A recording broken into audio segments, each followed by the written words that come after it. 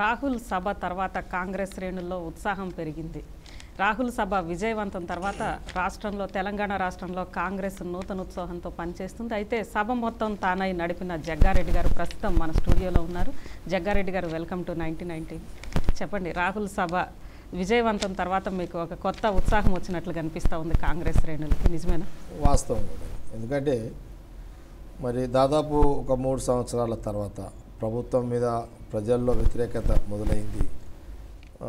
ఈ సమయంలో రాహుల్ గాంధీ గారి సభ పెడితే బాగుంటుందని ఉత్తమ్ కుమార్ రెడ్డి గారు మరి నిర్ణయం తీసుకున్న తర్వాత, వారు నాతోటి అడిగిన తర్వాత నేను కూడా రాహుల్ గాంధీ సభ సంగారెడ్డిలో పెడితే బాగుంటుంది అని ఒక ఆలోచన రావడం.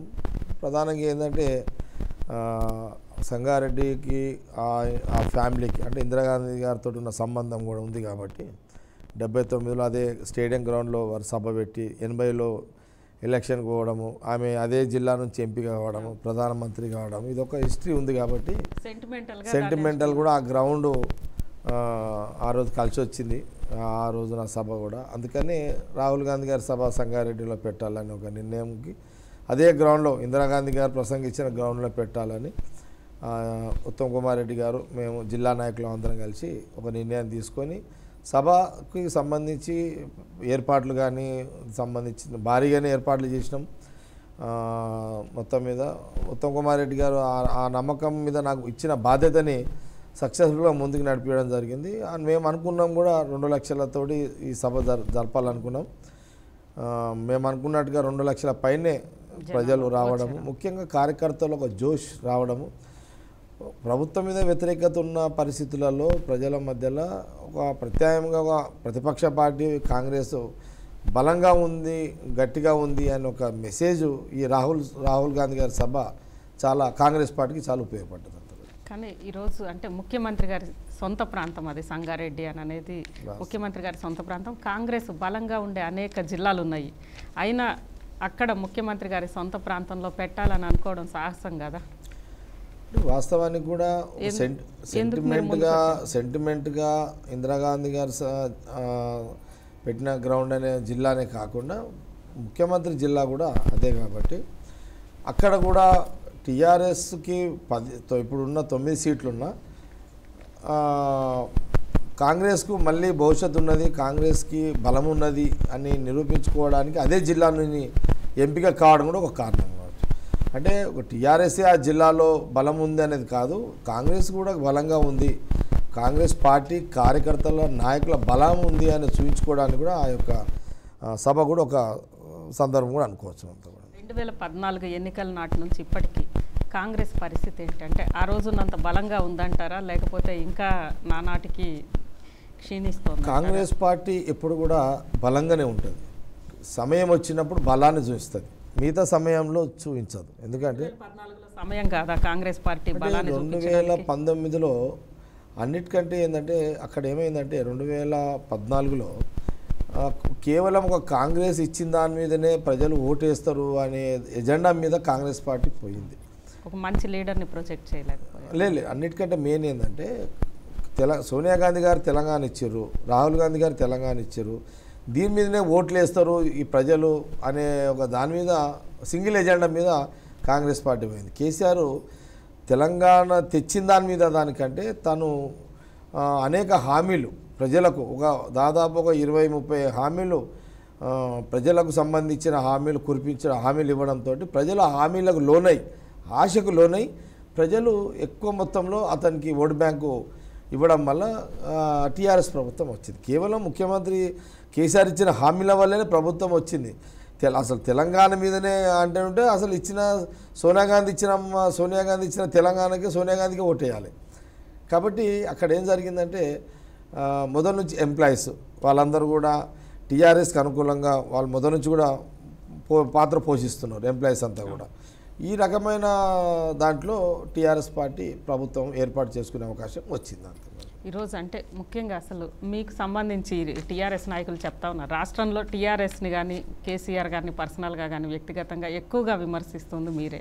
అయితే మీలాంటి అంటే ఒక జగ్గారెడ్డి లాంటి రౌడీల నుంచి మేము సంగారెడ్డిని కాపాడామనేది టీఆర్ఎస్ నాయకులు అంటున్నారు. దీన్ని మీరు ఎలా తీసుకుంటారు? అంటే అంటే వాస్తవానికి మాట్లాడిన వాళ్ళంతా రౌడీలు అనే మాట అంటే అది అది కాదు. ఎందుకంటే ఇప్పుడు ముఖ్యమంత్రి కానివ్వండి, లేకపోతే జిల్లా నాయకులు హరీష్ రావు కానివ్వండి, ఇంకెవరైనా కానివ్వండి, మొదటి నుంచి కూడా ఈ పార్టీలో ఉన్నా కాబట్టి ఈ పార్టీని కాపాడుకోవాలి, ఈ కార్యకర్తలను కాపాడుకోవాలి, ప్రజలను కూడా కాపాడుకోవాలి. వాళ్ళు హామీలు ఇచ్చి చేస్తలేరు, దాన్ని నిలదీయాలి అనే దాని మీదనే మనం మాట్లాడుతున్నాం. కాబట్టి ఇక వాళ్ళని నిలదీసిన వాళ్ళంతా రౌడీలు అని అనడం వాళ్ళ ప్రమాదం. కానీ అసలు మీకు రౌడీ ముద్ర అనేది ఎందుకు వచ్చింది? ఈరోజు టీఆర్ఎస్ అని కాదు, ఫస్ట్ నుంచి కూడా మీరు ఒక పార్టీలో ఉంటే ఎదుటి పార్టీ మీకు అదే ముద్ర వేస్తుంది. నిజంగా మీకు ఏమన్నా అంటే రౌడీ నేపథ్యం ఉందా లేకుంటే? వాస్తవం కూడా ఏంటంటే, వాస్తవానికి కూడా నేను రౌడీని కాదు, రౌడీజం చేయాల్సిన అంత అవసరం కూడా లేదు. కాకపోతే ఏంటంటే అనేక సందర్భాల్లో ఉద్యమం పేరు మీద టీఆర్ఎస్ నాయకులు దాడి చేసినప్పుడు ప్రతిదాడులు చేసిన దాన్ని ప్రతిదాడులను ప్రతిదాడులు చేసినప్పుడు వాళ్ళు ఏం చేయలేక నాకు ఒక ముద్ర వేసారు వాళ్ళ మీడియా ద్వారా, వాళ్ళ ఛానల్స్ ద్వారా. జగ్గారెడ్డి ఒక రౌడీ అనే ముద్ర వేసి అదొక ప్రచారం తీసుకొచ్చారు. కానీ ఇప్పుడు ఎక్కడైనా సరే ఇప్పుడు నా మీద దాడికి వస్తే నేను చూసుకుంటూ ఊరుకోలేను కదా. అందుకని నేను తప్పకుండా నన్ను నమ్ముకున్న ప్రజలను, నన్ను నమ్ముకున్న కార్యకర్తలను కాపాడుకోవాల్సిన బాధ్యత నాయకుడిగా నాకు ఉంది. కాబట్టి నా బలాన్ని చూసుకోవాల్సిన పరిస్థితులలో వాళ్ళందరిని కాపాడుకునే ప్రయత్నంలో, పార్టీని కాపాడుకునే ప్రయత్నంలో వాళ్ళు దాడికి వచ్చినప్పుడు 10 దాడులు చేసినాం. అదే మనం చేసింది. తప్పదు, ఎవరైనా అంతే, ఎక్కడైనా అంతే కదా. ఏ కాలంలోనైనా సరే దాడులు ఉన్నాయి, ప్రతిదాడులు ఉన్నాయి. అంటే ఇది ప్రజాస్వామ్య దేశం, ప్రజాస్వామ్య వ్యవస్థలో ఇవన్నీ ఆహ్వానించదగ్గ. అంటే ప్రజాస్వామ్యాన్ని వాళ్ళు గౌరవించినప్పుడు మేము గౌరవిస్తాం, టీఆర్ఎస్ గౌరవించలేనప్పుడు మేము గౌరవించాం. ఈ సాంప్రదాయాన్ని తీసుకొచ్చింది వాళ్ళే కదా. ఉద్యమం పేరు మీద అనేక మంది నాయకులను ఇళ్లలో కాడ కూర్చొని దాడులు జరిపించింది టీఆర్ఎస్ఏ కదా. ఒక ఎజెండాను ముందు అంటే ఒక ఉద్యమం పేరు మీద అనేక దాడులు టీఆర్ఎస్ చేసింది. ఆ సాంప్రదాయాన్ని చాలామంది దాన్ని కొట్టలేకపోయారు, నేను కొట్టగలిగిన. అందుకని రౌడీ అని ముద్రేసారు. మీరు ఆ రోజు టీఆర్ఎస్లోనే ఉన్నారు కదా, ఈ స్టార్టింగ్ టీఆర్ఎస్లో ఉన్నారు కదా. టీఆర్ఎస్ పెట్టినప్పుడు అసలు బయటికి ఎందుకు రావాల్సి వచ్చింది? అంటే వాస్తవానికి కూడా టీఆర్ఎస్లోకి వెళ్ళారు. నేను ఇన్నంత వరకు మీరు ఒక మంచి అంటే ఆర్ఎస్ఎస్ కార్యకర్తగా మీరు రాజకీయ జీవితాన్ని ప్రారంభించారు అని. ఎలా అంటే మీ రాజకీయ ప్రస్థానం ఎందుకు ఇలా ఇన్ని పార్టీలు? వాస్తవానికి కూడా నేను నా రాజకీయం మొదలైంది వాస్తవానికి కూడా ఏబీవీపీ స్టూడెంట్ ఆర్గనైజేషన్లో మొదలైంది. బీజేపీలో ఒక మున్సిపల్ కౌన్సిలర్గా, మున్సిపల్ చైర్మన్గా నేను బాధ్యతలు బీజేపీలో ఉన్నప్పుడు చేసినాను. రాజకీయంగా అనుకోని పరిస్థితులలో కేసీఆర్ గారు టీడీపీ నుంచి బయటకు వచ్చినప్పుడు ఆయన ఒక పార్టీ పెట్టుకొని తెలంగాణ పేరు మీద పెట్టుకున్నాడు. మాలాంటి వాళ్ళు అందరినీ మొబిలైజేషన్ చేసుకొని అలయన్స్లో, కాంగ్రెస్ అలయన్స్లో టికెట్ తెచ్చుకొని నేను గెలవడం జరిగింది. అయితే కారణం ప్రధానంగా ఆ రోజు నేను బయటికి రావడం కారణం ఏంటంటే, నేను మున్సిపల్ చైర్మన్గా ఉన్నప్పుడు ఆయన కేసీఆర్ గారు ట్రాన్స్పోర్ట్ మినిస్టర్. అంటే ఆయనకున్న ఒక బలహీనత ఏంటంటే ఆయన వాస్తవానికి కూడా లీడర్లకు కానీ కార్యకర్తలకు కానీ అందుబాటులో ఉండడు. ఆయన ఆ టైం స్పేర్ చేయడు. ఆయన ఒక నాయకుడు అనేటోడు ఎప్పుడైనా సరే కింది స్థాయి నాయకులను కార్యకర్తలతోటి అనుబంధము, సంబంధాలు, కలిసే విధానం ఉంటేనే మాకు ప్రోత్సాహం ఉంటుంది. అక్కడ కనబడలేదు. వ్యక్తిగా కేసీఆర్ యొక్క ప్రవర్తన నాకు తెలుసు కాబట్టి నేను విభేదించిన. అందుకే రాజశేఖర రెడ్డి గారు లాంటి వాళ్ళ దగ్గర కాంగ్రెస్ పార్టీలో పనిచేస్తే బాగుంటుందని మేము ఆ రోజు రాజకీయ ఇంట్రెస్ట్ తోటి పబ్లిక్లో సర్వీస్ ఇవ్వాలి, పనిచేయాలనే ఉద్దేశంతో మేము కాంగ్రెస్లో రావడం జరిగింది.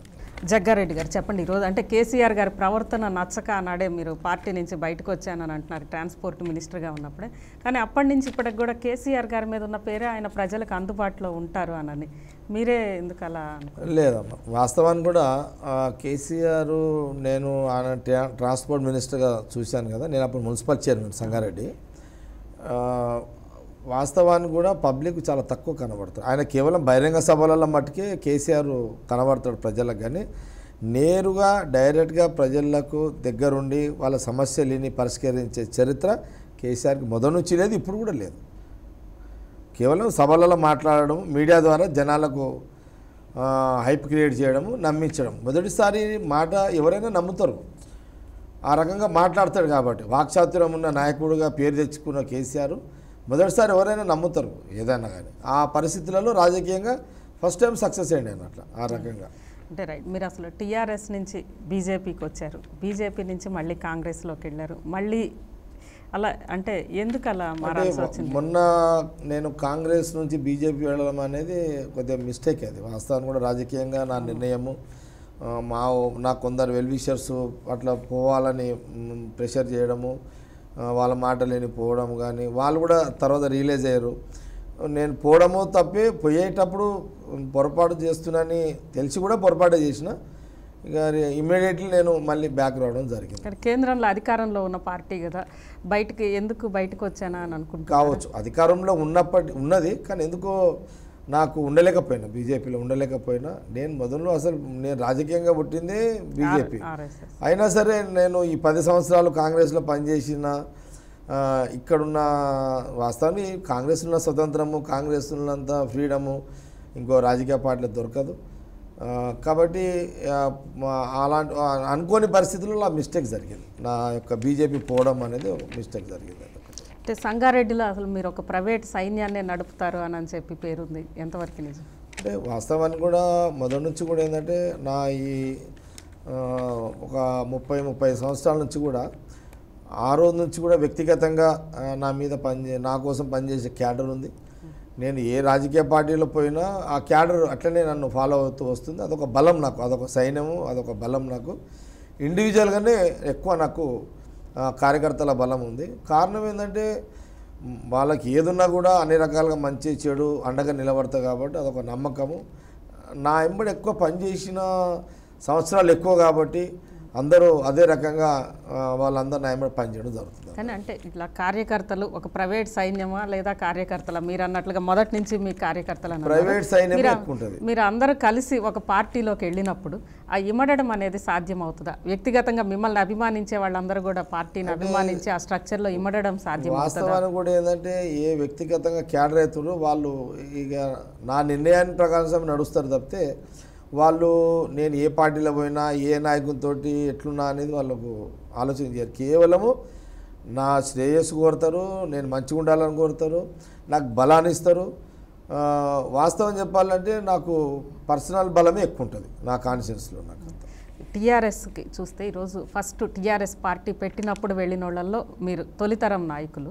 ఆ తర్వాత ఉవ్వెత్తున అంటే స్టార్టింగ్ కంటే కూడా ఒక 4-5 ఏళ్ల తర్వాత 2009 తర్వాత తెలంగాణ ఉద్యమం ఉవ్వెత్తున ఎగిసిపడింది. ఆ రోజు మీరు టీఆర్ఎస్లో లేరు. ఏమనిపించింది ఆ రోజు? ఉండాల్సింది అనుకున్నారా? అంటే ఒక్క కేసీఆర్ గారినే మీరు చూసి బయటకు వెళ్ళారు మీరు చెప్పిన దాని ప్రకారం, కానీ ఆ పార్టీ అనేది పెద్దది కదా వ్యక్తిని మించి. నాకు మెజర్గా ఏంటంటమ్మా, ఇప్పుడు నేను యాక్చువల్గా ఏంటంటే గ్రౌండ్ లెవెల్లో ఎక్కువ సర్వీస్ ఇచ్చే తత్వం ఉన్నదంతా. నేను ప్రాక్టికల్ మనిషిని. నేను ఏదో ఒక మీడియాలో కనబడి లేకపోతే ఏదో మాటలు చెప్పి అనేది కాకుండా ప్రాక్టికల్ మనిషి. నేను ఎక్కువ బేస్ నేను కింద గ్రౌండ్ లెవెల్ ఎక్కువ చూస్తాను నేను. కాబట్టి నేను ఎప్పుడు కూడా టీఆర్ఎస్ నుంచి బయటకు వచ్చిన తర్వాత మళ్ళీ నేను టీఆర్ఎస్లో ఉంటే బాగుండేనేమో అనే నేను ఎప్పుడు ఆ ఫీల్ కాలేదు. కారణం ఏంటంటే 10 సంవత్సరాలు నేను ఈ కాంగ్రెస్ పవర్లో ఉండే, అధికారంలో ఉండే, నా కాన్స్టిట్యుయెన్సీలో అనేక డెవలప్మెంట్స్ ప్రభుత్వం ద్వారా చేయించుకోవడం జరిగింది. ప్రధానంగా ఒక ఐఐటి లాంటి సంస్థని, ఒక ఇన్స్టిట్యూషన్ని నాకు ఆ రోజు సోనియా గాంధీ గారు, రాజశేఖర రెడ్డి గారు సంగారెడ్డికి ఇచ్చారు. ఇట్లా అనేక డెవలప్మెంట్స్ నేను సక్సెస్ఫుల్గా 100% సక్సెస్ఫుల్ అయినా. కాన్స్టిట్యుయెన్సీలో ఓటమి పాలైనా, ఓటమి జరిగిన ప్రజల దగ్గర నేను ఎప్పుడు కూడా హీరోగానే ఉన్నా, జీరోగా లేను. నేను ఓటమి కావచ్చు కానీ పొలిటికల్గా హీరోగానే ఉన్నా. ఎందుకంటే ఎవరు కూడా చెయ్యలేడు అనే మాట ఎక్కడ కూడా రాదు. కాబట్టి నేను ఎప్పుడు కూడా టీఆర్ఎస్లోకి వచ్చి మళ్ళీ ఉండేది అనే ఫీలింగ్ నాకు ఎప్పుడు కూడా కలగలేదు. ఎప్పుడు కూడా ఈరోజు అంటే ప్రధానంగా మీ స్టేట్మెంట్స్ కానీ మీరు చూస్తే మంత్రి హరీష్ రావు గారి మీద వ్యక్తిగతంగా ఎక్కువ వెళ్తూ ఉంటారు. ఎందుకు మీకు అలా వ్యక్తిగతంగా? నేను అనేది ఏంటంటే యాక్చువల్గా వ్యక్తిగతంగా నాకు ఆయనకి ఏం లేదు. కాకపోతే ఏంటంటే మొదటి నుంచి కూడా హరీష్ రావు కొద్దిగా చిల్లర రాజకీయాలు ఎక్కువ చేస్తాడు, బ్లాక్మెయిల్ పాలిటిక్స్ ఎక్కువ చేస్తాడు. మేమేమో స్ట్రేట్ ఫార్వర్డ్ పొలిటీషియన్స్, ఆయన ఏమో బ్యాక్ నుంచి చేస్తాడు ఎక్కువ. కాబట్టి ఆ విధానాలకు నచ్చక నేను అటాక్ చేస్తాను. ఆయనతో లాలుచి లేదు, ఆయన నాతో లాలుచి లేదు. రాజకీయంగా నా స్టాండ్ నాది. ఏదున్నా స్ట్రేట్ ఫార్వర్డ్, ముఖముంగడ మాట్లాడాలి, ఉన్నది నిలదీయాలి. హరీష్ రావు ఏంటంటే కొద్దిగా బ్యాక్ నుంచి రాజకీయాలు ఎక్కువ చేస్తాడు. కాబట్టి ఆయన విధానాలు నాకు నచ్చాయి. కాబట్టి ఏదైనా ఉంటే స్ట్రేట్ ఫార్వర్డ్గా నేను అనేస్తాను హరీష్ రావు అట్లా. ఇక అంటే ఈ మధ్య మీరు ప్రజల్లో ఎప్పుడు కూడా నేను హీరోగానే ఉన్నాను అని అంటున్నారు. సీఎం గారు ఈ మధ్య చేసిన సర్వేలో మీరు కూడా ఓడిపోతారు అని చెప్పి వచ్చింది. దాన్ని మీరు ఎలా తీసుకుంటారు? అదే ఇప్పుడు యాక్చువల్గా వారు సర్వేలో 119 సీట్లలో 111 సీట్లు సర్వే వాళ్ళకి అనుకూలంగా వచ్చింది. మరి ఆయన సర్వే బూటకం అనేది రాజకీయంగా మా విమర్శ. ఎందుకంటే నేను చూసిన కాడికి రాజశేఖర రెడ్డి లాంటి మహానాయకుడే 2009కి వచ్చేసరికి అసలు నెక్ అంటే అది కష్టం మీద ఆయన ఆరోగ్యశ్రీ లాంటి పథకాలు డైరెక్ట్గా ప్రజలకు పోయేటట్టుగా, అసలు నీకు 1000 మంది ఒక గ్రామంలో 500 మంది పెన్షన్ కావాలంటే 500 కాదు 600 మంది కూడా ఇచ్చిన సందర్భం పెన్షన్స్. ఇండ్లు 100 మంది కాదు 200 తీసుకోండి ఇందిరమ్మ ఇండ్లు. ఇట్లా పథకాలు ఇచ్చినా కూడా 5000 6000 బార్డర్లో ఒక్కో సందర్భంలో అసలు చిరంజీవి అనేవాడు పార్టీ పెట్టకపోతే రాలేమో అనే పరిస్థితికి వచ్చింది. మరి రోజు ముఖ్యమంత్రులు ప్రజా దర్బారు, ప్రజలకు రోజుకు 2 గంటలు కలుస్తుండే, ఎమ్మెల్యేలను కలుస్తుండే నిత్యము, మంత్రులని ప్రతిపక్ష పార్టీలను కలుస్తుండే రాజశేఖర రెడ్డి. అది కష్టం మీద 2009 అధికారం వచ్చే పరిస్థితి. మరి ఈయన అసలు ప్రజా దర్బార్ లేదు, ప్రజలకు ఇంటర్వ్యూ లేదు, అసలు ఎమ్మెల్యేలకే దిక్కు లేదు, మంత్రులకే దిక్కు లేదు. ఆయన పిలిస్తే పోస్ట్ మార్టం డ్యూటీ చేసే నాయకత్వం కింద ఉంది ఆయనకు. ఇలాంటి పరిస్థితిలో ఆయనకు 111 సీట్లు వస్తాయంటే ఎట్లా నమ్ముతాం? ఆయన కేవలము ప్రజలను మళ్ళా రెండో నాటకం ఏంటంటే ఈ మభ్యపెట్టుడు, ప్రజలు సైకలాజికల్గా వాళ్ళందరినీ ఒక మీడియా ద్వారా వాళ్ళ దిక్కు మలుపుకోవడము, క్యాడర్లో బలాన్ని అంటే విశ్వాసాన్ని కలిగించడమే ఈ సర్వేలు. అంతే తప్పితే ఇదంతా బోకస్ సర్వే అనేది ప్రజలకు కూడా తెలుసు. తెలంగాణ వాదిగా ఉండి, తెలంగాణ వ్యక్తిగా ఉండి, అందున మెదక్ జిల్లా నుంచి ఉండి మీరు పక్క రాష్ట్రం ముఖ్యమంత్రుల్ని పొగుడుతూ ఉంటే ప్రజల్లో అది మీకు నష్టం చేయదా? అంటే ఆ రోజు ఉమ్మడి రాష్ట్రం ముఖ్యమంత్రులే కదా. ఉమ్మడి రాష్ట్రం ముఖ్యమంత్రి ఇప్పటికి కూడా మీరు మీ అభిమానం అంతా అక్కడే చూపిస్తారు. అంటే ఇప్పుడు మనం ఏమంటున్నాం అంటామో ఒకటే, ఇప్పుడు మన పరిపాలన, మన ముఖ్యమంత్రి, మన రాష్ట్రం, అంతే కదా. మన పరిపాలన ఎట్లుండాలి? అవతల అంటే గత 10 ఏళ్ళు రాయలసీమ కోస్తా ప్రాంతానికి ఇచ్చిన ముఖ్యమంత్రులు ఒక అవకాశం ప్రజలు, మన రాష్ట్రం సోనియా గాంధీ ఇచ్చింది, తెలంగాణ ప్రజలు కేసీఆర్కి అవకాశం ఇచ్చారు. ఈయన ఏం చేయాలి? పొద్దున 1 గంట కాదు, ప్రజలు, విద్యార్థులు, రైతులు, మహిళలు ఉద్యమాలు చేసి ఇంత అవకాశం ఇస్తే పొద్దున అసలు అనుకుంటా ఆయన మార్నింగ్ 10 గంటల నుంచి ఒక 3-4 గంటలు ప్రజల కోసమే అంటే ఓపెన్ దర్బార్ పెట్టి ప్రజలకు రోజు టైం ఇస్తే కూడా తప్పులేదు. ఆయన ఈరోజు ప్రగతి భవన్లో అది జరగట్లేదండి. ప్రగతి భవన్ ఏంటిది? వచ్చేవాళ్ళు వినేవాళ్ళు, ఈయన మాట్లాడితే సపోర్ట్లు కొట్టేటోళ్ళే కదా.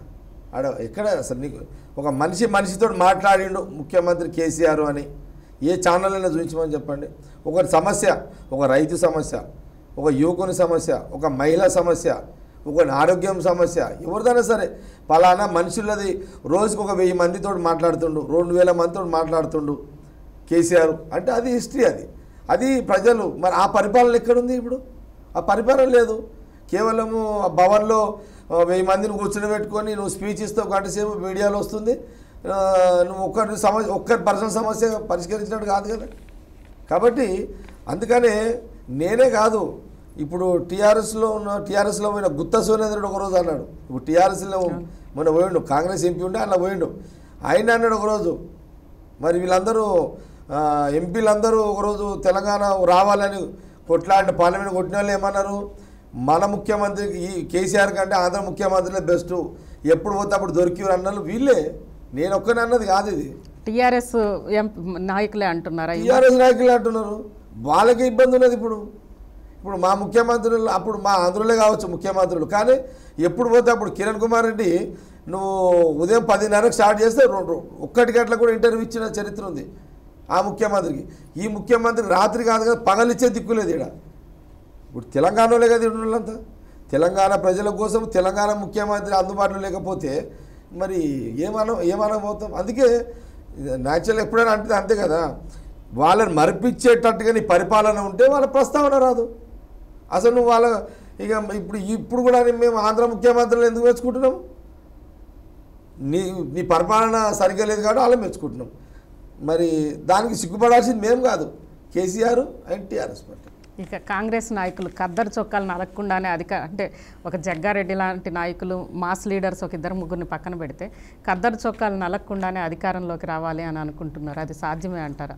లేదు, ఖద్దరు చొక్కా నలగకుండాని కాదు, కానీ కాంగ్రెస్ పార్టీ ఎప్పుడు కూడా కాంగ్రెస్ పార్టీ నాయకులు కానీ కార్యకర్తలు కానీ మొదటి నుంచి కూడా ఖాదీని ఆ తెల్లదనాన్ని ఖాదీని గౌరవిస్తారు కాబట్టి దాన్ని మెయింటెనెన్స్ చేస్తారు. కానీ అంటే నలగకుండా ఉండాలనుకుంటారా ఎప్పుడు? లేదు, అదే కదా కాంగ్రెస్కి ఉన్న గొప్పతనం. ఎప్పుడు కూడా కాంగ్రెస్ పార్టీ అలిచిపోయినట్టు కనబడదు, కష్టపడుతుంటుంది కానీ కనబడదు. అది అంత కష్టపడతారు, అందులో ఏం అనుమానం లేదు. కాంగ్రెస్ పార్టీ ఎవరైనా సరే, ఏ లీడర్ అయినా సరే, అదొక సాంప్రదాయం, ఒక అలవాటు కాంగ్రెస్ పార్టీలో. ఏది తెల్ల చొక్కాని ఖాదీని మెయింటెనెన్స్ చేసేది ఒక ఆనవాయితీ. కానీ సర్వీస్ కూడా తెల్ల చొక్కా తీరే ఉంటుంది అంత.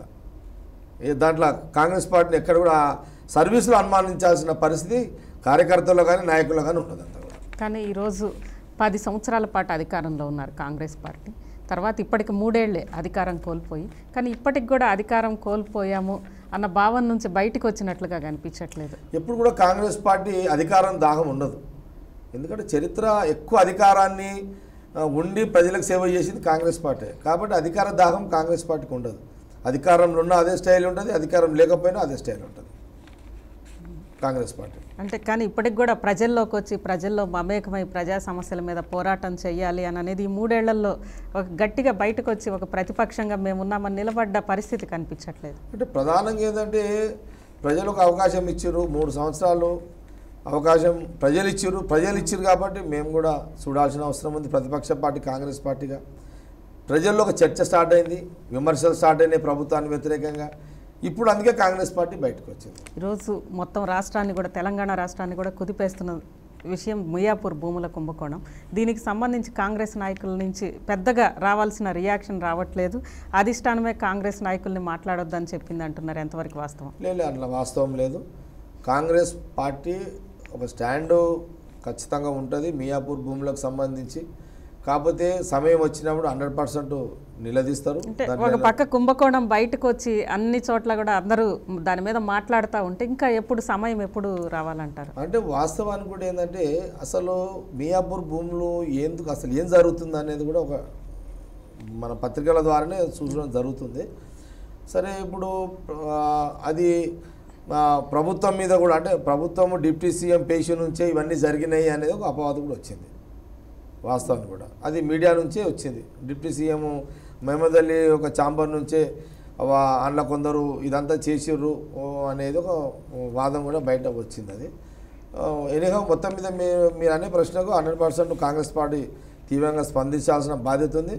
ఈ మధ్య కాలంలో ఉత్తమ్ కుమార్ రెడ్డి గారు అధ్యక్షులు కూడా దీని మీద ఆల్రెడీ జరిగింది ఏంది, అసలు ఏం జరిగింది అనే దాని మీద వాళ్ళు కూడా ఇన్ఫర్మేషన్ గ్యాదరింగ్ చేస్తున్నారు. తప్పకుండా అటు సిఎల్పి కూడా జానారెడ్డి గారు కానీ లేకపోతే ఉత్తమ్ కుమార్ రెడ్డి గారు కానీ తప్పకుండా దీని మీద ఒక కార్యక్రమాన్ని తీసుకొని దీని మీద అసలు ఎవరు తప్పు ఉంది ఏంది అనే దాని మీద 100% స్కామ్లో ప్రధానంగా నిందితుడిగా పేర్కొంటున్న గోల్డ్ స్టోన్ ప్రసాద్ అని ఆయన సోనియా గాంధీ కుటుంబానికి ఫ్యామిలీ ఫ్రెండ్, అందుకే కాంగ్రెస్ పార్టీ వాళ్ళు ఎవరు మాట్లాడట్లేదు అనేది వస్తుంది. అది లేదు, వాస్తవం కాదంటారు? ఒకప్పుడు కాంగ్రెస్ అధికారంలో ఉంది కాబట్టి మాయంబడి తిరిగాడా మీ అమ్మడి? తిరిగిండు, అనుమానం లేదు. ఇప్పుడు టీఆర్ఎస్ రూలింగ్ కాబట్టి టీఆర్ఎస్లో తిరుగుతున్నాడు ఆయన. ఎవరు రూలింగ్ ఉంటే వాళ్ళ ఆ ప్రముఖ నాయకులతో సంబంధాలు ఉంటాయి. ఇప్పుడు కేసీఆర్తో కూడా ఆయనకు సంబంధాలు ఉన్నాయి.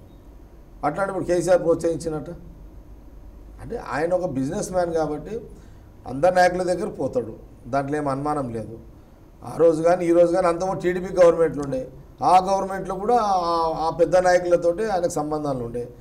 కాంగ్రెస్ గవర్నమెంట్లో ఉండే, ఇప్పుడు టీఆర్ఎస్ గవర్నమెంట్లో కూడా ముఖ్యమంత్రితో కానీ లేకపోతే మిగతా నాయకులతో కూడా ఆ సంబంధాలు ఉన్నాయి. ఆయన ఎప్పుడు కూడా ఆ లెవెల్ నాయకులతోటే మెయింటెనెన్స్ చేస్తాడు. ఈరోజు అంటే రాష్ట్ర ప్రభుత్వం ఏమనుకుంటున్నారు? 3 ఏళ్లలో తెలంగాణ రాష్ట్ర ప్రభుత్వం, ఒక కొత్త రాష్ట్రం కొత్త ప్రభుత్వం, సక్సెస్ రేట్ ఎంత అనుకుంటున్నారు? వాళ్ళు ఫుల్ సక్సెస్ అనుకుంటున్నారు, ప్రజలు ఫెయిల్ అనుకుంటున్నారు. ఎందుకు మరి తర్వాత ఏ ఉప ఎన్నిక జరిగిన వాళ్ళకి ఏకపక్షంగా తీర్పు వస్తూ ఉంది? అంటే ఉప ఎన్నిక కనీసం ఒక పోటీ కూడా ఇవ్వలేకపోతాం. ఉప ఎన్నికలు ఎప్పుడు కూడా రూలింగ్ పార్టీకి అవకాశం ఉంటుంది ఎప్పుడైనా సరే.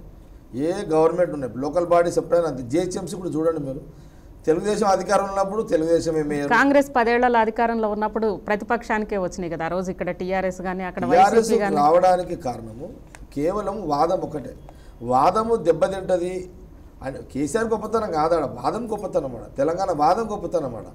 వాదానికి ప్రజలు సానుకూలంగా ఓటేసారు.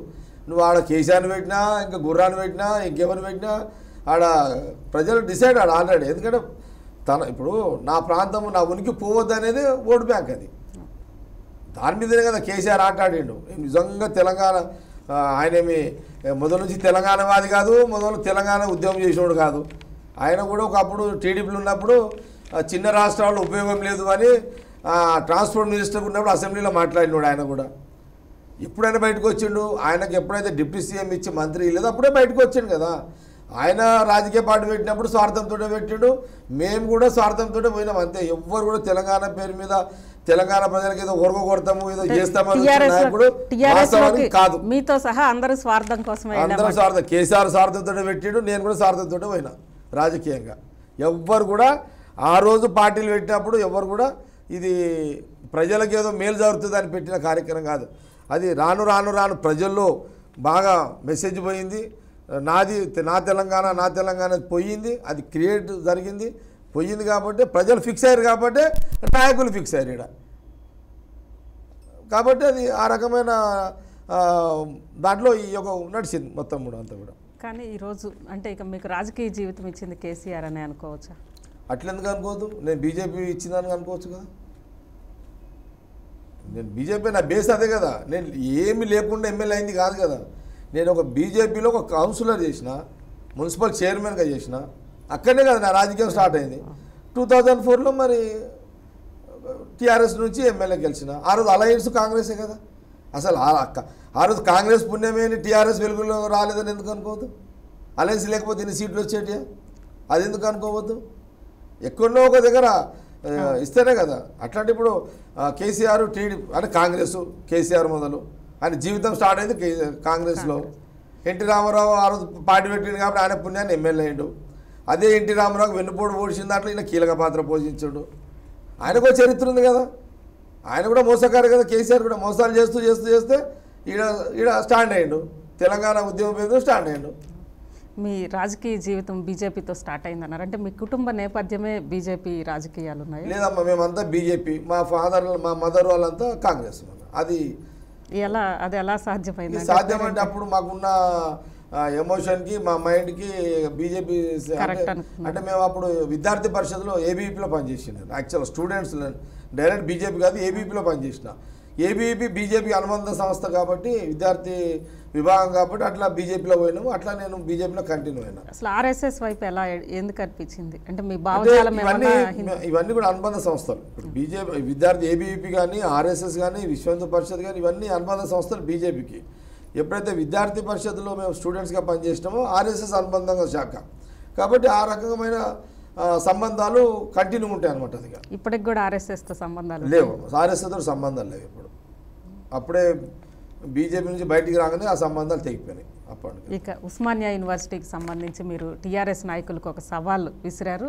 ఉస్మానియా యూనివర్సిటీలో సభ పెడతానని చెప్పి ఛాలెంజ్ చేశారు. ఆ రోజు విద్యార్థుల బలిదానానికి సంబంధించి వాస్తవాలు వివరిస్తానని ఎప్పుడు పెడుతున్నారు? అసలు ఏం జరిగిందండి? మీ దగ్గర ఉన్న వాస్తవాలు? వాస్తవానికి ఏందమ్మా, నిజంగా చెప్పాలంటే ఈరోజు ఉద్యమం ఉధృతం కావడానికి ప్రధాన పాత్ర పోషించింది ఉస్మానియా విద్యార్థులు, కాకతీయ స్టూడెంట్స్, యావత్ రాష్ట్రంలోని విద్యార్థులంతా. కానీ ముఖ్యమంత్రి కేసీఆర్ అయిన తర్వాత ఉస్మానియా విద్యార్థులని, ఉస్మానియా వ్యవస్థని, కాకతీయ వ్యవస్థని మొత్తం తొక్కిపడేసాడు. ఉద్యోగాలు లేవు. పాపం వాళ్ళు ఎంత ఆశతోటి, కోరికలతోటి మన పరిపాలన, మన ముఖ్యమంత్రి వస్తే ఏదో అయితే దాన్ని ఊహించిన విద్యార్థి లోకాన్ని కడుపులో మట్టి కొట్టిండంత. అందుకే నేనేమంటున్నానంటే, ఇంటికో ఉద్యోగం వస్తున్న కేసీఆర్ మాట నిలుపుకోలేదు. కాబట్టి ఉత్తమ్ కుమార్ రెడ్డి గారితో నేనే పర్సనల్గా ప్రెసిడెంట్ గారితో మాట్లాడి తప్పకుండా రాహుల్ గాంధీ గారి సభ ఉస్మానియాలో పెట్టండి సార్, 1,00,000 మందితో పెట్టండి, ఒక నిరుద్యోగ సమస్య విద్యాగర్జన పెట్టండి, తప్పకుండా రేపు కాంగ్రెస్ పార్టీ అధికారం వచ్చిన తర్వాత సభ పెట్టి సక్సెస్ అవుతుంది. కాంగ్రెస్ అధికారం వచ్చిన తర్వాత ఆ విద్యార్థులకు, ఉస్మానియా విద్యార్థులకు, ఉస్మానియా నాయకులకు, స్టూడెంట్స్కి, కాకతీయ స్టూడెంట్స్కి, యావత్ రాష్ట్రంలో నిరుద్యోగులకు కాంగ్రెస్ పార్టీ వాళ్ళకు ప్రభుత్వం రాగానే వాళ్ళకు ఉద్యోగ అవకాశాలు, వాళ్ళ రాజకీయ అవసరాలు, వాళ్ళ ఆర్థిక అవసరాలు ఏదున్నా కూడా తీర్చాలి, సభ పెట్టాలి, సక్సెస్ చేయాలి, తీర్చాలి అనే దాని మీద ఉత్తమ్ కుమార్ రెడ్డి గారు నేను రిక్వెస్ట్ చేసిన, ఆయన కూడా చాలా సానుకూలంగా ప్రెసిడెంట్ గారు కూడా స్పందించాడు.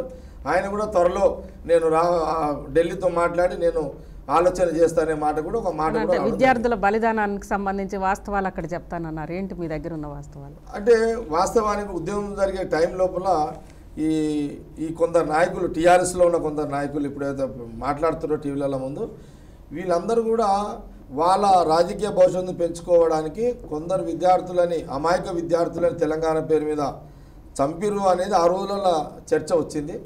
కాబట్టి నేనేమన్నా అంటే, మీరేదో తెలంగాణ పొడిసిర్రు, మీతోటి తెలంగాణ వచ్చింది అని మాటలు నడుపుతున్నారు మీరు. ఇప్పుడు మీ ప్రభుత్వం కాబట్టి నేనేం చేయలేను, మా ప్రభుత్వం వచ్చినప్పుడు మీ మీద ఎంక్వైరీ పెట్టిస్తే అది నిజమైతే మీ సంగతి తెలుస్తానే మాట అన్నా. అలా అనుమానం లేదు. అంటే ఒకవేళ నిజమై ఉంటే ఆ రోజు కాంగ్రెస్ ప్రభుత్వం ఉంది, తెలంగాణ ఉద్యమానికి చాలా వ్యతిరేకంగా పనిచేస్తున్న ముఖ్యమంత్రులు ఆ రోజు ఉన్నారు, ఆ రోజే ఎంక్వైరీ పెట్టేవాళ్ళు. నేను వాస్తవం చెప్తున్నాను కదా, ఆ రోజున్న 3 ముఖ్యమంత్రులు ఎవ్వరు కూడా తెలంగాణకు వ్యతిరేకంగా పనిచేయలేదు, తెలంగాణ మనోభావాలను దెబ్బతీయాలని చూడలేదు, వాళ్ళు గౌరవించారు.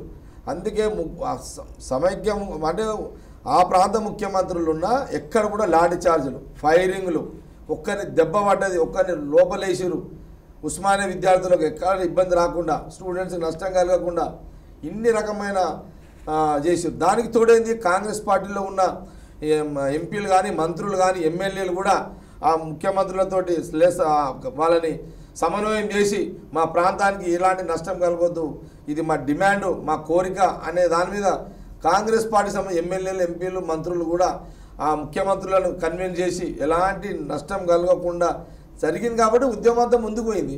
ఎక్కడైనా సరే ఉమ్మడి రాష్ట్రంలో కాంగ్రెస్ ప్రభుత్వం ఉంది, ఏ విద్యార్థినైనా సరే దెబ్బ కొట్టిరు, ఏ విద్యార్థిని లోపల పడేసారు, ఎక్కడైనా జరిగిందా? ఎక్కడ కూడా జరగలేదు. ఇంకా మన ముఖ్యమంత్రి వచ్చినాక ఉస్మానియా విద్యార్థులని బయటికి రాకుండా చేస్తున్నాడు. ఈరోజు చూడండి మళ్ళీ ప్రకటన వచ్చింది, ఏంది ఉస్మానియాలో ఉద్యమాలు లేవు, ఉస్మానియాలో ధర్నాలు లేవు, మీటింగ్లు లేవు, ఉస్మానియా విద్యార్థుల ప్రజాస్వామ్యాన్ని కూని చేసే విధంగా మన తెలంగాణ ముఖ్యమంత్రి ఈరోజు అలాంటి ప్రకటన చేసిండంటే ఇంకా దుర్మార్గం ఏముంటుంది మరి? ఇక న్యాయం ఏం జరుగుతున్నది? మన ముఖ్యమంత్రి మన విద్యార్థుల పట్ల అంతా ఇప్పుడు అంటే ఇక రేపటి నుంచి వాళ్ళ అవసరాలు మాట్లాడొద్దు, వాళ్ళ కష్టాలు చెప్పుకోవద్దు. ఉస్మానియా విద్యార్థులు, కాకతీయ విద్యార్థులు మరి ఇక వాళ్ళ బలిదానాలు ఎక్కడ పోయినాయి, వాళ్ళ కష్టం ఎక్కడ పోయింది? ఇది ఈ టీఆర్ఎస్ ప్రభుత్వం కేసీఆర్ చేస్తున్నాడు. జగ్గారెడ్డి గారు, మీరు మొదటి నుంచి కూడా అంటే ఆ రోజు మున్సిపల్ చైర్పర్సన్ నుంచి ఈ రోజు ఇక్కడ వరకు కూడా మీ ప్రస్థానంలో ఒక బలమైన నాయకుడిగా జగ్గారెడ్డి గారు ఉన్నారు. ఏ పార్టీలో ఉన్నా కానీ మీ వాయిస్ అనేది సపరేట్గా వినిపిస్తూ ఉంది. కానీ మీ పరిధి ఎందుకు సంగారెడ్డి, హైదరాబాద్ని మించి రాష్ట్ర వ్యాప్తంగా ఎందుకు మీరు తిరగలేకపోతున్నారు? మీ పరిధి ఎందుకు విస్తృతం చేసుకోకపోతున్నారు? అంటే నేను వాస్తవానికి కూడా సంగారెడ్డికి పరిమితమైనమ్మా. ఎందుకంటే సంగారెడ్డికి, హైదరాబాద్కే పరిమితమైన వాస్తవం కూడా. అంతకంటే మించి నేను ఆలోచన చేయలేదు, చేద్దామన్నా అంత అవకాశం కూడా లేదు. అది సమయము అంటే పార్టీ జగ్గారెడ్డి అవసరం ఉంటుంది అని గుర్తించడం తప్పకుండా పార్టీకి సర్వీస్ ఇచ్చేదానికి నేను ముందుకు వస్తాను. కానీ నా అంతటా నేను మించిపోవద్దు, అంటే నా లిమిట్స్లో నేను ఉండాలి అనే దాని మీద నేను పనిచేస్తాను. లిమిట్స్ మీరే పెట్టుకుంటున్నాను? నేనే పెట్టుకున్నాను. నాది సంగారెడ్డికే నా లిమిట్. నా మీద అనేక మంది నాయకులు సీనియర్స్ ఉన్నారు. ఇప్పుడు మా జిల్లాలో దామోదర్ నరసింహారావు, గీతారెడ్డి గారు, సుంతా లక్ష్మణరెడ్డి గారు, సురేష్ శెట్టి గారు, ఈ మధ్యలో పాపం కిష్టారెడ్డి గారు చనిపోయారు, అందరూ ఉన్నారు. వాళ్ళ తర్వాత నా కోట ఏదున్నా కూడా. కాబట్టి నేను లిమిట్స్ దాటిపోను, వాళ్ళకి కాంపిటీషన్ కాను. అయినా సరే నా స్టైల్లో నేను రాజకీయంగా యాక్టివ్ ఉండడానికి, ఎవరికి ఇబ్బంది కలగకుండా, ఎవరికి నష్టం కలగకుండా నా స్టైల్లో నేను పార్టీని కాపాడుకునే ప్రయత్నంలో నా కంట్రిబ్యూషన్ పెట్టుకుంటూ నా లిమిట్లో నేను ఉంటాను. అంటే కాంగ్రెస్ ముఖ్యమంత్రుల రేసుల్లో జగ్గారెడ్డి గారు లేరంటారు? అంత పెద్దోని కాలేదమ్మా వాస్తవాన్ని కూడా. ఎందుకంటే మా దగ్గర యోధులు ఉన్నారు కాంగ్రెస్ పార్టీలో. ఇప్పుడు ఉత్తమ్ కుమార్ రెడ్డి ఉన్నాడు, రేపు సీనియర్ జానారెడ్డి గారు, జయపాల్ రెడ్డి గారు, ఇట్లా అనేక మంది సీనియర్స్. ఎప్పుడు వచ్చామనేది కాదు కదా. అంటే ఇప్పుడు కాంగ్రెస్ పార్టీలో ఒక సిస్టమ్ ఆశ అందరికీ ఉంటుంది మా దగ్గర. కానీ డిసైడ్ చేసేది సోనియా గాంధీ గారు, రాహుల్ గాంధీ గారు. వాళ్ళు ఏ పేరు చెప్తే ఆ పేరు ఫైనల్ అయితే దాని మీద అందరూ పనిచేస్తారు. అది మొదటి నుంచి కాంగ్రెస్లో సాంప్రదాయం. కానీ నేను లిమిట్స్లో పనిచేస్తాను. నేను పెద్దోడినైనా అని నా అంతా నేను అనుకోవడం కాదు. ప్రజలు పెద్దోడైనా అన్నప్పుడు నాకు గౌరవం దక్కుతుంది. కానీ నా అంతా నేను పెద్దోడినైనా డబ్బాలు కొట్టుకుంటే లాభం లేదు. కాబట్టి ఆ రకంగా నేను ఎప్పుడు కూడా కాంట్రవర్సీలో పోను.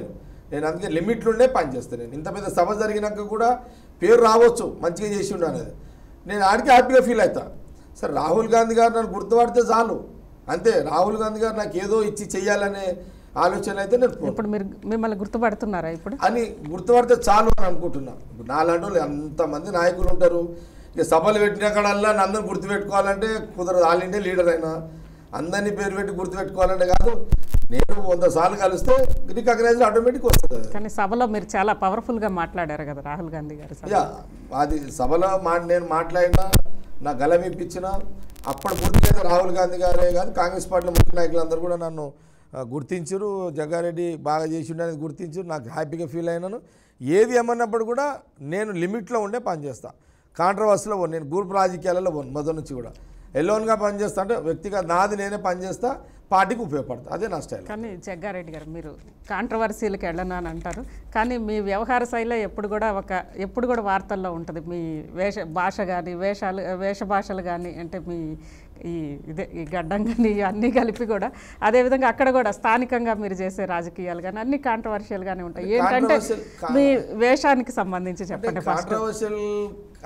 కాంట్రవర్షియల్ అనేది ఎందుకంటే ఎక్కువ ఏంటంటే, నేను అపోజిషన్ వాళ్ళని నిలదీసే దాంట్లో పాత్ర పోషిస్తా కాబట్టి లైవ్లో ఉంటా. అదే కాకుండా నేను ఎక్కువ ఫెస్టివల్స్ యోగిలాగా మీరు కనిపిస్తా. గడ్డం అనేది ఒకప్పుడు తిరుపతి మొక్కుండే, ఇప్పుడేమో అదే అలవాటు అయిపోయింది. గడ్డం అనేది ఇప్పుడు మొక్కు లేదంటారా? ఇప్పుడు మొక్కు లేదు, కానీ ఇక నాకు గడ్డం నుండి ఎక్కువ అలవాటు ఉంది కాబట్టి నేను ఇక అది ఒక అలవాటుగా మారింది గడ్డం అనేది. అట్లనే ప్రజలకు కనబడుతుంటా. ఇక లోకల్గా వచ్చేసరికి ఏంటంటే అన్ని ఫెస్టివల్స్లో లీడ్ చేస్తాను నేను. ఇక వినాయక చవితి కానీ, బోనాల పండుగ కానీ, దసరా కానీ అన్ని ఫెస్టివల్స్ని లీడ్ చేస్తాను. అందుకే ఎక్కువ లైవ్లో ఉంటాను నేను. నా తీరు అందరూ ఉండరు. అందుకు చెప్పాలంటే ప్రతి ఫెస్టివల్ని నేను ఎంజాయ్ చేస్తాను. ప్రతి ఫెస్టివల్ని పబ్లిక్తో ఎంజాయ్ చేస్తాను నేను.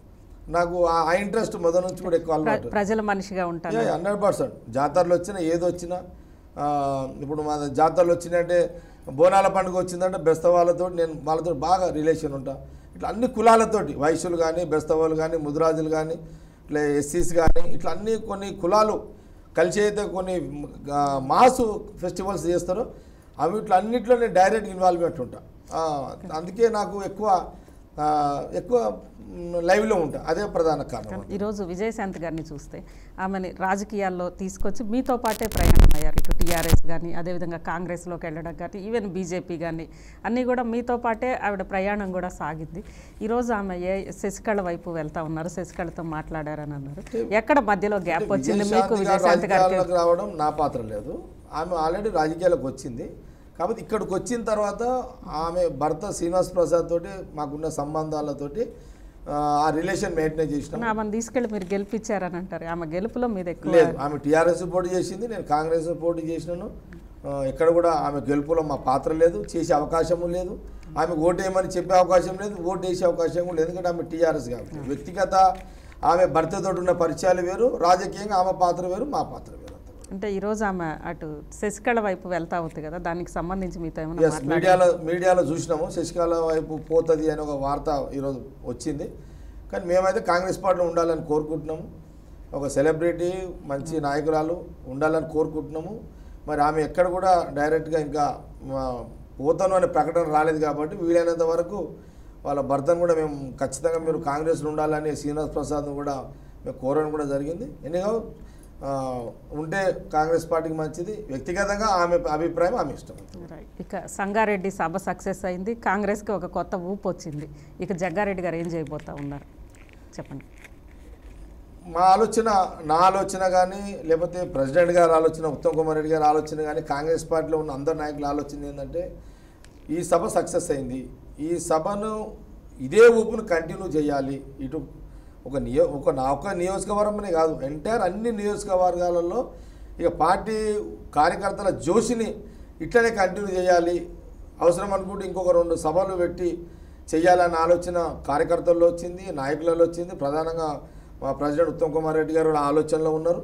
ఈ రకమైన వ్యూహ రచనలు జరుగుతున్నాయి. పార్టీని ఇంకా ఊపందుకునే రీతిలో తీసుకెళ్ళాలి. ఎందుకంటే ప్రభుత్వం టీఆర్ఎస్ ప్రభుత్వం వ్యతిరేకత ఉన్నదాన్ని తప్పకుండా మన దిక్కు మలుపుకోవాలి. ప్రజలు మొదటి నుంచి కూడా కాంగ్రెస్ పార్టీ నమ్ముతారు, ఏదన్నా మాట చెప్తే చేస్తారని ఒక రికార్డు ఉంది కాబట్టి ఆ రికార్డును బట్టి తప్పకుండా మనం ముందుకెళ్ళాలనే దాని మీద మా నియోజకవర్గంలో మా వివాలు మేము చేసుకుంటాం. తప్పకుండా పార్టీ పరంగా ఉత్తమ్ కుమార్ రెడ్డి గారు చేస్తున్నారు, నియోజకవర్గాలలో మేము గెలవడానికి మా వంతు ప్రయత్నాలు మేము చేసుకుంటాం.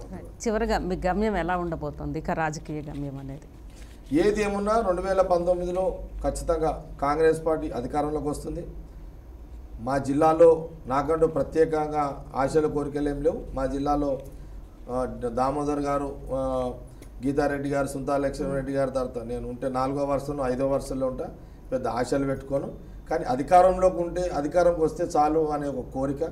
అధికారంలోకి వస్తే ఎందుకంటే నేను మంత్రులు కాకపోయినా నాకంటూ ఒక ప్రత్యేక గుర్తింపు ఉంది కాబట్టి, నా స్టైల్ నాకు ఉంది కాబట్టి, నేను ఏది ఉన్నా లేకపోయినా జనాల్లో దూసుకుపోగలిగే శక్తి నాకు ఉంది కాబట్టి తప్పకుండా మా పార్టీ అధికారంలోకి వస్తే ప్రజల సేవ మరింత మేలు చేసుకొని అటు కార్యకర్తలను కాపాడుకుంటూ ప్రజలకు మంచి సర్వీస్ ఇస్తూ మరి కాన్స్టిట్యున్సీని ఫుల్ డెవలప్మెంట్ చేసుకుంటూ ముందుకెళ్ళాలనేది మా వ్యూహాత్మకంగా ముందుకెళ్ళడం జరుగుతుంది. థ్యాంక్ యూ జగ్గారెడ్డి గారు 99 టీవీ ఇంటర్వ్యూలో పాల్గొన్నందుకు. For more updates, please subscribe 99 TV Telugu.